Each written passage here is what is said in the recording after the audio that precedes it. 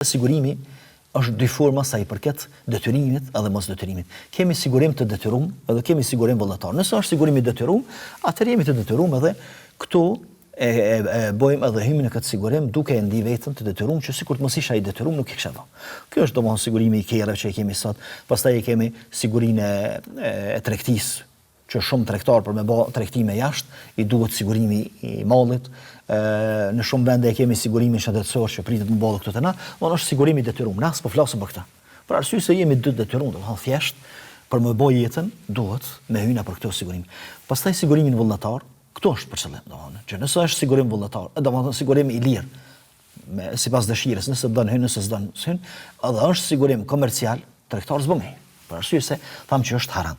Mirë, nëse nuk është obligativ, mirë po mos pjesëmarrja në këtë sigurim pastaj shkakton tellashe dhe probleme të mëdha njerëzve, sikurse sigurimi shëndetësor ose sigurimi tregtar.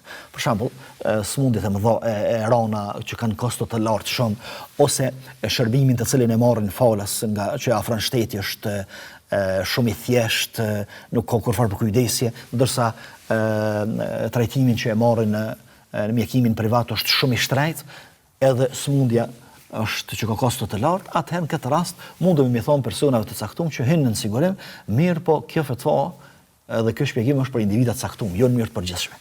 Ose tregtarët, për shembull tregtarët të cilët doin me sjell mallra të halal, mallra të shëndosh, të dobishëm, të cilat i duhen popullit, edhe nuk ka mundësi me zhvillu këtë tregti vetëm se përmes sigurimeve, atëherë i themi që edhe kjo gati thujase i ngjan sigurimit të detyruar. Domethënë smuj me bë tregtiune, po nuk e paguajta sigurimin, atëherë e pagun sigurimin edhe e sjell mallin tek vendi vet, tek populli vet, në mënyrë që pastaj njerëzit me pas mallra të bollshëm, halal, të pastër, të ndershëm e kështu me radhë.